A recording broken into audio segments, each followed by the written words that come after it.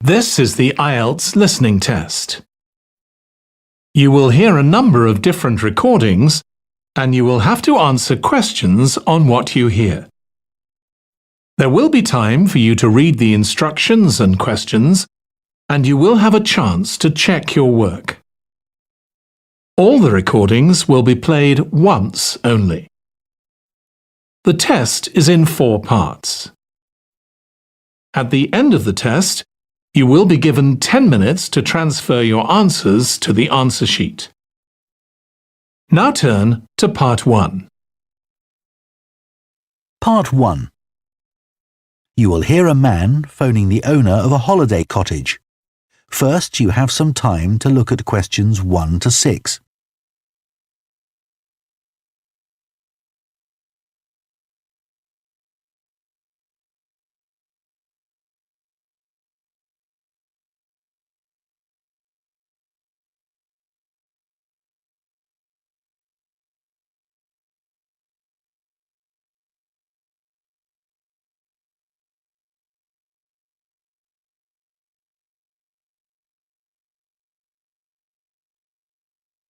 Now listen carefully and answer questions 1 to 6. Hello? Oh, hello. I was hoping to speak to Jack Fitzgerald about renting a cottage.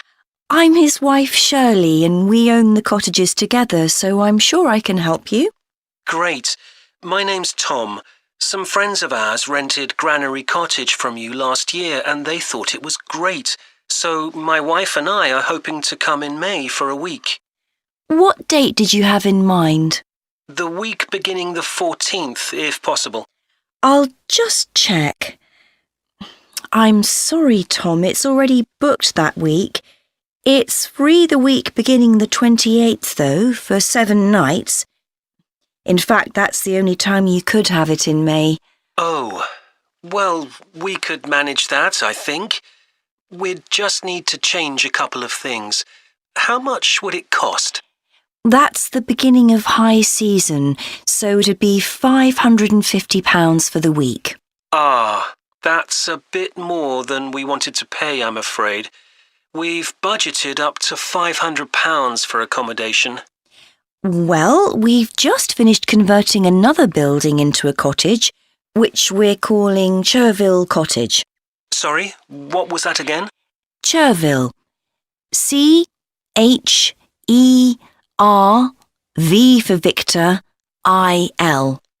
Oh, that's a herb, isn't it? That's right. It grows fairly wild around here. You could have that for the week you want for £480. OK, so could you tell me something about it, please? Of course. The building was built as a garage. It's a little smaller than Granary Cottage. So that must sleep 2 people as well? That's right. There's a double bedroom. Does it have a garden? Yes, you get to it from the living room through French doors, and we provide 2 deck chairs. We hope to build a patio in the near future, but I wouldn't like to guarantee it'll be finished by May. OK.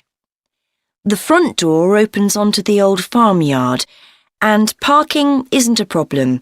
There's plenty of room at the front for that. There are some trees and potted plants there. Before you hear the rest of the conversation, you have some time to look at questions 7 to 10.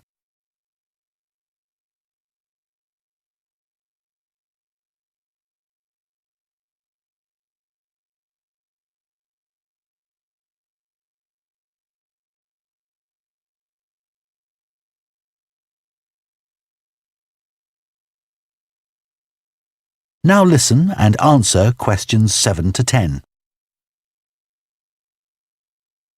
What about facilities in the cottage? It has standard things like a cooker and fridge, I presume. In the kitchen area, there's a fridge freezer, and we've just put in an electric cooker. Is there a washing machine? Yes. There's also a TV in the living room, which plays DVDs too. The bathroom is too small for a bath, so there's a shower instead. I think a lot of people prefer that nowadays anyway. It's more environmentally friendly, isn't it? Unless you spend half the day in it. Exactly. What about heating? It sometimes gets quite cool at that time of year. There's central heating, and if you want to light a fire, there's a stove. We can provide all the wood you need for it. It smells so much nicer than coal, and it makes the room very cosy. We've got one in our own house. That sounds very pleasant. Perhaps we should come in the winter to make the most of it. Yes, we find we don't want to go out when we've got the fire burning. There are some attractive views from the cottage which I haven't mentioned. There's a famous stone bridge. It's one of the oldest in the region, and you can see it from the living room. It isn't far away. The bedroom window looks in the opposite direction and has a lovely view of the hills and the monument at the top. Well, that all sounds perfect. I'd like to book it, please. Would you want a deposit? Yes, we ask for 30% to secure your booking, so that'll be £144. And when would you like the rest of the money? You're coming in May, so the last day of March, please. Fine. Excellent. Could I just take your details so that I can... That is the end of part 1. You now have half a minute to check your answers to part 1.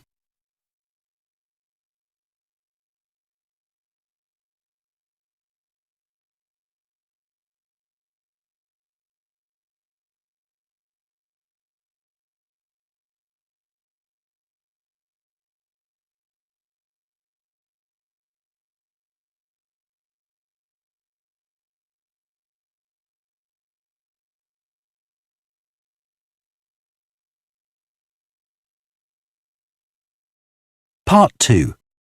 You will hear a town councillor reporting on the local transport network and a recreation facility. First, you have some time to look at questions 11 to 14.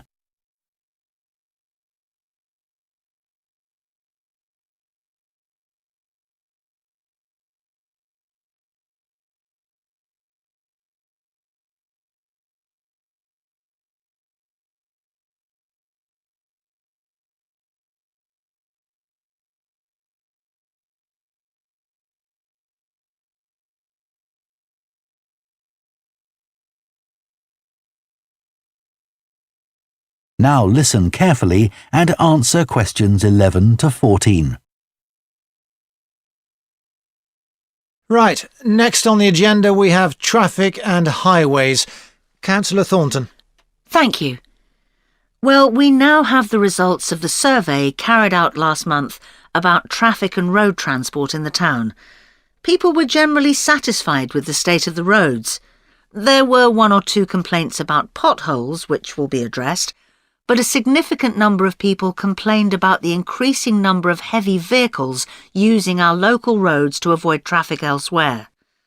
We'd expected more complaints by commuters about the reduction in the train service, but it doesn't seem to have affected people too much.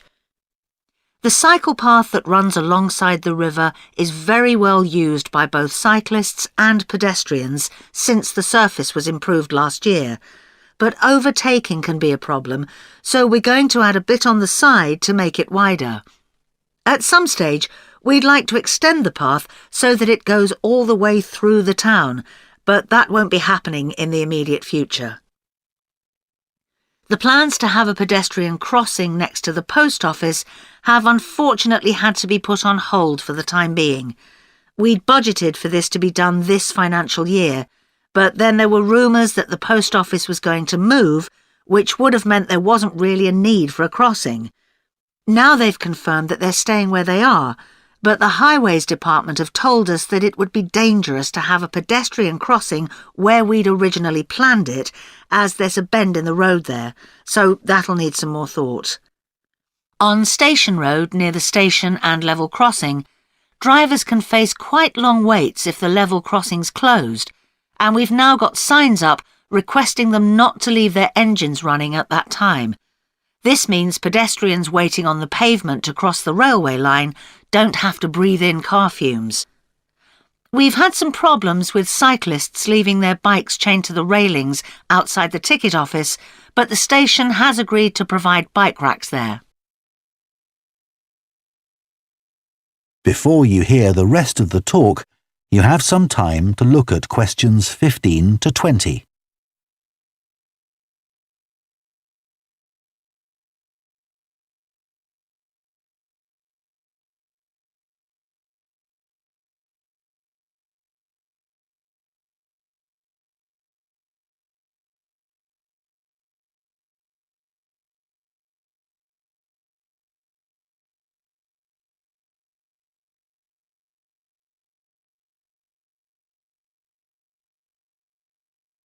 Now listen and answer questions 15 to 20. So next on the agenda is proposals for improvements to the recreation ground. Councillor Thornton again. Well, since we managed to extend the recreation ground, we've spent some time talking to local people about how it could be made a more attractive and useful space. If you have a look at the map up on the screen, you can see the river up in the north and the community hall near the entrance from the road. At present, cars can park between the community hall and that line of trees to the east, but this is quite dangerous for pedestrians, so we're suggesting a new car park on the opposite side of the community hall, right next to it. We also have a new location for the cricket pitch. As we've now purchased additional space to the east of the recreation ground, beyond the trees, we plan to move it away from its current location, which is rather near the road, into this new area beyond the line of trees. This means there's less danger of stray balls hitting cars or pedestrians. We've got plans for a children's playground, which will be accessible by a footpath from the community hall and will be alongside the river. We'd originally thought of having it close to the road, but we think this will be a more attractive location. The skateboard ramp is very popular with both younger and older children. We had considered moving this up towards the river, but in the end we decided to have it in the southeast corner near the road. The pavilion is very well used at present by both football players and cricketers. It will stay where it is now, to the left of the line of trees and near to the river, handy for both the football and cricket pitches. And finally, we'll be getting a new notice board for local information, and that will be directly on people's right as they go from the road into the recreation ground. That is the end of part 2. You now have half a minute to check your answers to part 2.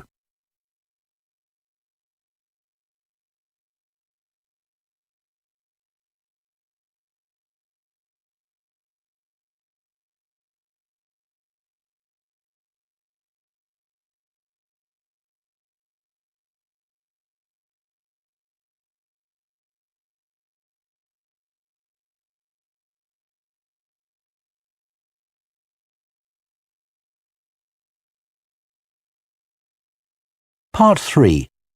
You will hear 2 urban planning students discussing bike-sharing schemes in different cities.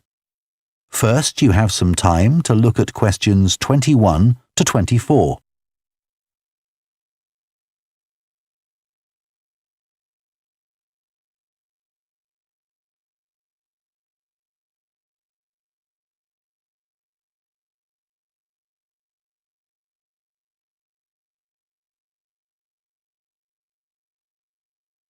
Now listen carefully and answer questions 21 to 24. Now that we've done all the research into bike-sharing schemes in cities around the world, we need to think about how we're going to organise our report. Right. I think we should start by talking about the benefits. I mean, it's great that so many cities have introduced these schemes where anyone can pick up a bike from dozens of different locations and hire it for a few hours. It makes riding a bike very convenient for people. Yes, but the costs can add up, and that puts people on low incomes off in some places. I suppose so. But if it means more people in general are cycling rather than driving, then because they're increasing the amount of physical activity they do, it's good for their health. OK, but isn't that of less importance? I mean, doesn't the impact of reduced emissions on air pollution have a more significant effect on people's health? Certainly in some cities, bike sharing has made a big contribution to that, and also helped to cut the number of cars on the road significantly. Which is the main point. Exactly. But I'd say it's had less of an impact on noise pollution because there are still loads of buses and lorries around. Right. Shall we quickly discuss the recommendations we're going to make? In order to ensure bike sharing schemes are successful? Yes. OK. Well, while I think it's nice to have really state-of-the-art bikes with things like GPS, I wouldn't say they're absolutely necessary. But some technical things are really important, like a fully functional app, so people can make payments and book bikes easily. Places which haven't invested in that have really struggled. Good point. Some people say there shouldn't be competing companies offering separate bike-sharing schemes, but in some really big cities, competition's beneficial. And anyway, one company might not be able to manage the whole thing. Right. Deciding how much to invest is a big question. Cities which have opened loads of new bike lanes at the same time as introducing bike-sharing schemes have generally been more successful. But there are examples of successful schemes where this hasn't happened. What does matter, though, is having a big publicity campaign. Definitely. If people don't know how to use the scheme or don't understand its benefits, they won't use it. People need a lot of persuasion to stop using their cars. Before you hear the rest of the discussion, you have some time to look at questions 25 to 30.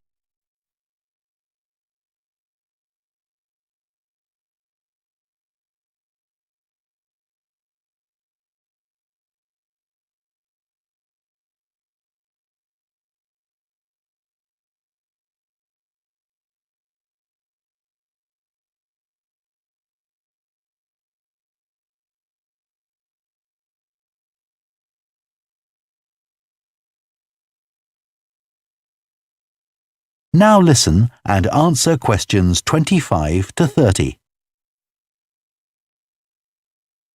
Shall we look at some examples now and say what we think is good or bad about them?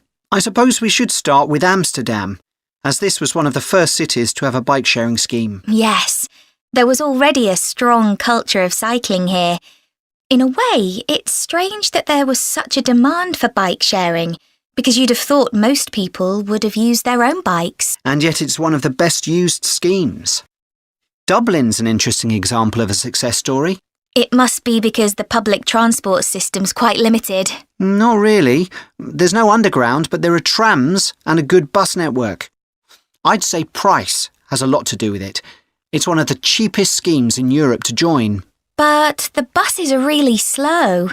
Anyway, the weather certainly can't be a factor. No, definitely not. The London scheme's been quite successful. Yes, it's been a really good thing for the city. The bikes are popular and the whole system is well maintained, but it isn't expanding quickly enough. Basically, not enough's been spent on increasing the number of cycle lanes. Hopefully that'll change. Yes. Now, what about outside Europe? Well, bike-sharing schemes have taken off in places like Buenos Aires. They built a huge network of cycle lanes to support the introduction of the scheme there, didn't they? It attracted huge numbers of cyclists where previously there were hardly any. An example of good planning. Absolutely. New York is a good example of how not to introduce a scheme. When they launched it, it was more than 10 times the price of most other schemes. More than it costs to take a taxi. Crazy. I think the organisers lacked vision and ambition there. I think so too. Sydney would be a good example to use.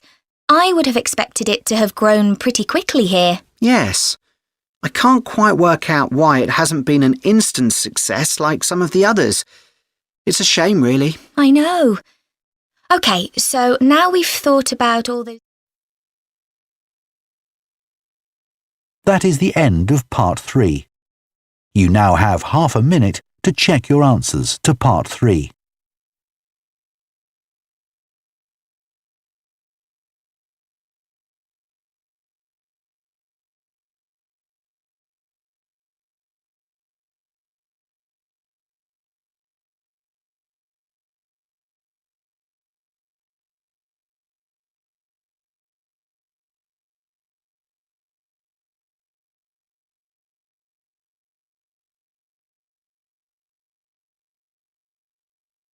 Part 4.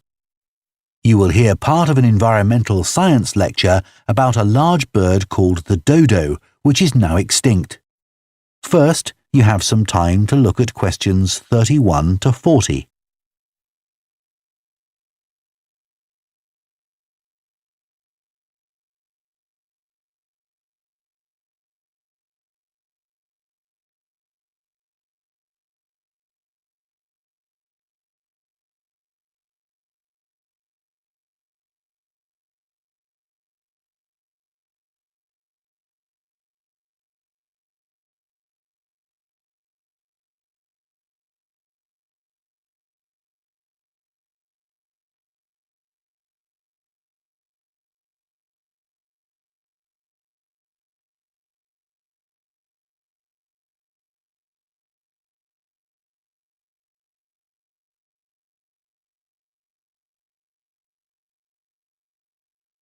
Now listen carefully and answer questions 31 to 40. One of the most famous cases of extinction is that of a bird known as the dodo. In fact, there's even a saying in English, as dead as the dodo, used to refer to something which no longer exists. But for many centuries, the dodo was alive and well, although it could only be found in one place, the island of Mauritius in the Indian Ocean. It was a very large bird, about 1 metre tall, and over the centuries it had lost the ability to fly, but it survived happily under the trees that covered the island. Then, in the year 1507, the first Portuguese ships stopped at the island. The sailors were carrying spices back to Europe and found the island a convenient stopping place where they could stock up with food and water for the rest of the voyage, but they didn't settle on Mauritius. However, in 1638, the Dutch arrived and set up a colony there. These first human inhabitants of the island found the dodo birds a convenient source of meat, although not everyone liked the taste. It's hard to get an accurate description of what the dodo actually looked like. We do have some written records from sailors and a few pictures, but we don't know how reliable these are. The best-known picture is a Dutch painting in which the bird appears to be extremely fat, but this may not be accurate. An Indian painting done at the same time shows a much thinner bird. Although attempts were made to preserve the bodies of some of the birds, no complete specimen survives. In the early 17th century, 4 dried parts of a bird were known to exist. Of these, 3 have disappeared, so only one example of soft tissue from the dodo survives, a dodo head. Bones have also been found, but there's only one complete skeleton in existence. This single dodo skeleton has recently been the subject of scientific research, which suggests that many of the earlier beliefs about dodos may have been incorrect. For example, early accounts of the birds mention how slow and clumsy it was, but scientists now believe the bird's strong knee joints would have made it capable of movement which was not slow, but actually quite fast. In fact, one 17th century sailor wrote that he found the birds hard to catch. It's true that the dodo's small wings wouldn't have allowed it to leave the ground, but the scientists suggest that these were probably employed for balance while going over uneven ground. Another group of scientists carried out analysis of the dodo's skull. They found that the reports of the lack of intelligence of the dodo were not borne out by their research, which suggested the bird's brain was not small, but average in size. In fact, in relation to its body size, it was similar to that of the pigeon, which is known to be a highly intelligent bird. The researchers also found that the structure of the bird's skull suggested that one sense which was particularly well developed was that of smell. So the dodo may also have been particularly good at locating ripe fruit and other food in the island's thick vegetation.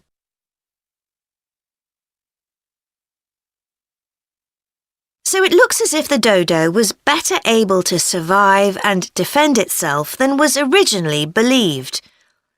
Yet, less than 200 years after Europeans first arrived on the island, they had become extinct.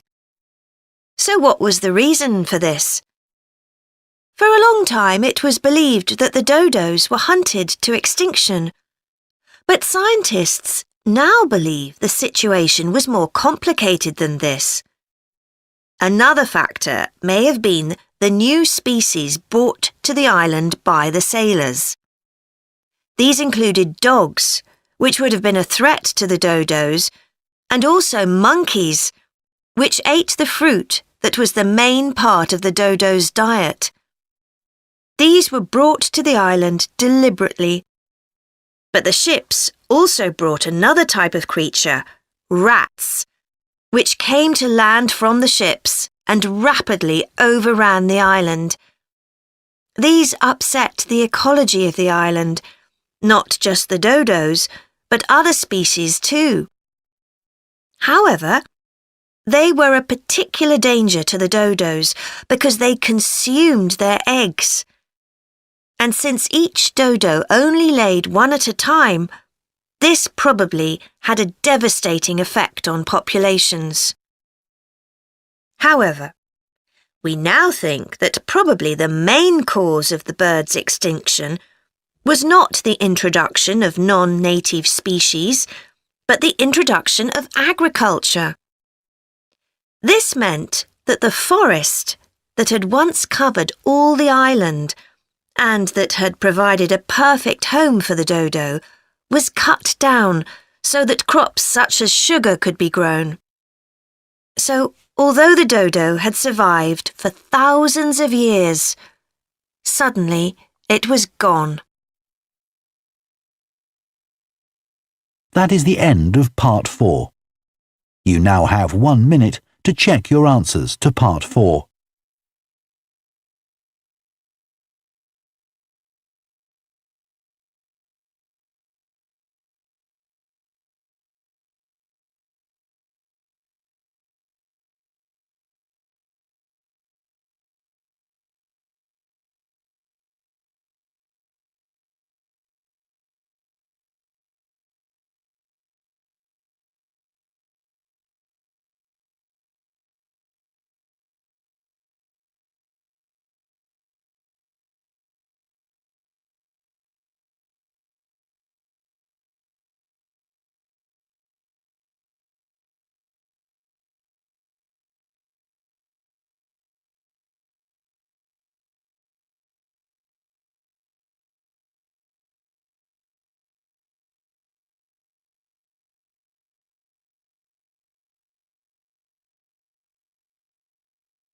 That is the end of the listening test.